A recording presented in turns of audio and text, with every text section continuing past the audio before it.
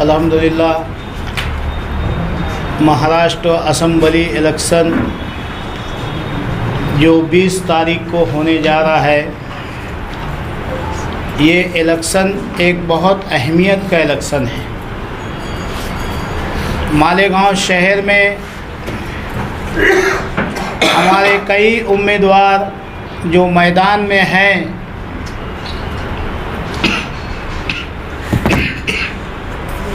वो सभी लोगों ने मालेगांव आवामी पार्टी से अपनी हिमायत व तायद मांगी।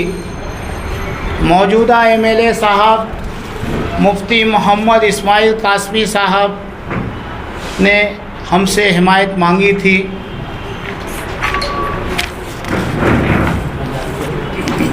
महाविकास अघाड़ी के कैंडिडेट एजाज बेग साहब ने हिमायत मांगी थी।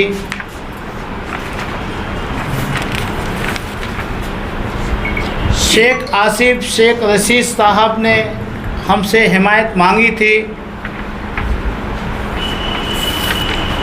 समाजवादी से शान हिंद साहिबा ने हमसे हिमायत व तायद मांगी थी। इसी तरीके से आज़ाद उम्मीदवार सभी लोगों ने, कलीम अब्दुल्ला वगैरह सब ने हमसे हिमायत मांगी थी। हम आवामी पार्टी की तरफ से उन तमाम हिमायत मांगने वालों का शुक्रिया अदा करते हैं कि उन्होंने मालेगांव आवामी पार्टी को इस काबिल समझा। जिस दिन से हिमायत का सिलसिला शुरू हुआ, हम मालेगांव शहर के अंदर ऐसे लोगों से मुलाकात कर रहे थे जो घराना वोट देता है सिर्फ को इस नीयत से, इस मकसद से कि शहर की विकास और शहर की तरक्की, शहर की आवाम को बुनियादी सहूलियात उसे मिलनी चाहिए। उस बेस पे वो चुपचाप अपनी वोट देते हैं और अपने घरों को चले जाते हैं। हम शहर भर की छोटी बड़ी तंजीमें, वो तंजीमें जो किसी सियासी लीडर की फेवर नहीं लेती, किसी की हिमायत और तायद जल्दी नहीं करती, हम उनसे मिल करके राय ले रहे थे कि हमें किसकी हिमायत करना चाहिए। तो हमारे सामने बार बार एक ही बात आ रही थी कि जिन लोगों को आजमा लिया गया है उन्हें ना आजमाया जाए। अब शहर में किसी नए को मौका दिया जाए ताकि शहर तरक्की की तरफ जाए। मालेगांव आवामी पार्टी के कोर कमेटी के तमाम जिम्मेदारान मशवरा करके एक राय से ये तय किए कि समाजवादी पार्टी की जो उम्मीदवार है शान हिंद साहिबा, इन्हें हिमायत व तायद दी जाए।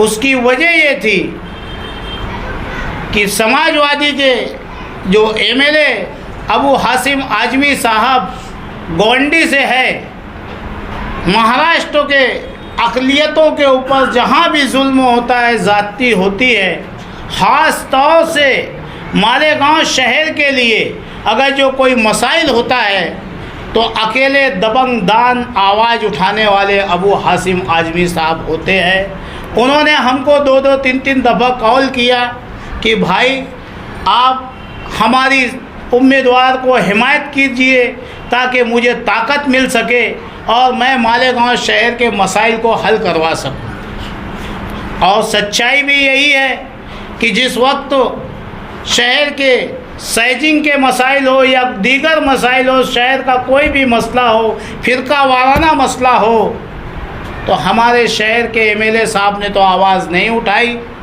आप मीडिया गवाह है कि उस जगह पे खड़े रह के अबू हासिम आजमी साहब ने आवाज़ उठाई। उस बेस पे मालेगांव आवामी पार्टी कई शराइत के साथ आवाम ने जो हमें राय दी, सारी आवाम की बातें हमारे लग लिखी हुई है कि क्या करना चाहिए हमें। दूसरे, हम लोगों ने जो 12-14 शराइत रखे हैं, हर लीडर को हमने ये शराइत दी थी कि इस पे जो काम करेगा हम उस पे हिमायत करेंगे।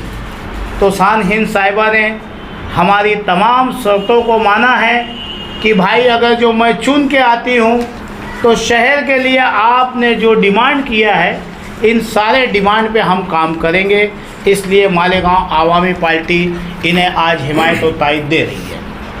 और शहर में तब्दीली की एक लहर है और रिजवान भाई जैसे लोग वो जो सियासी तौर पे किसी के साथ झुके हुए नहीं रहते, वो अवामी मुफाद के लिए काम करते हैं। ऐसे और वेलफेयर पार्टी ऑफ इंडिया के अरकान जो मुसलसल सिर्फ खिदमत खल्क के लिए काम करते हैं, अवामी मुद्दों को उठाते हैं, या कहना चाहिए किसी सियासी पार्टी या शख्स के दबाव में नहीं रहते, बेबाकी से अपनी बातों को लोगों के सामने रखते हैं। आज इनका हमारे साथ हिमायत करना इस बात की ज़ामिन है कि शहर तब्दीली की तरफ जा रहा है, ऐसी तब्दीली जो शहर को तरक्की दिलाए, पढ़ी लिखी समझदार सियासी सूझबूझ वाली। जैसा मैंने कहा कि सियासी सूझबूझ की कमी से अगर कोई नुमाइंदा आता है सियासत में और उसको इक़्तिदार या पोस्ट मिल जाती है तो एजेंट राज की शुरुआत हो जाती है। जैसे आप मालेगांव शहर में देखेंगे कि जब से सियासी लोगों का नुमाइंदा बनना साथी निहाल अहमद साहब के बाद से बंद हुआ,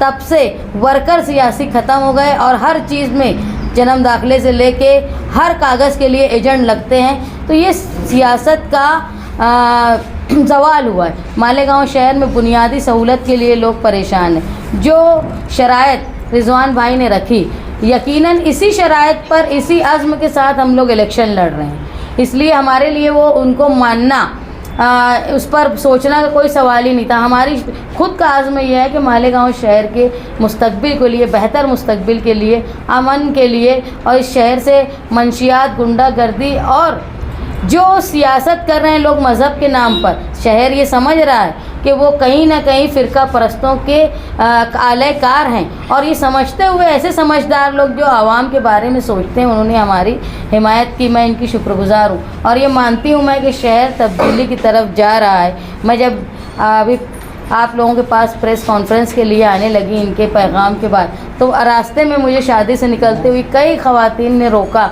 और मुझे कहा कि आप हिम्मत मत हारना, हम आपके साथ हैं। कई नौजवान लड़कियों ने कहा कि हम आप पर फ़ख्र महसूस करते। तो ये सब मेरे लिए एक फ़ख्र है, दुआ का सहरा है जो शहर उम्मीदें लगाया है। इंशाअल्लाह ये तब्दीली की लहर जो है ये मालेगांव शहर में बेहतर नतीजे लाकर 23 तारीख को शहर को कामयाबी की तरफ, तरक्की की तरफ ले जाएगी। ये मैं आपसे वादा करती हूँ।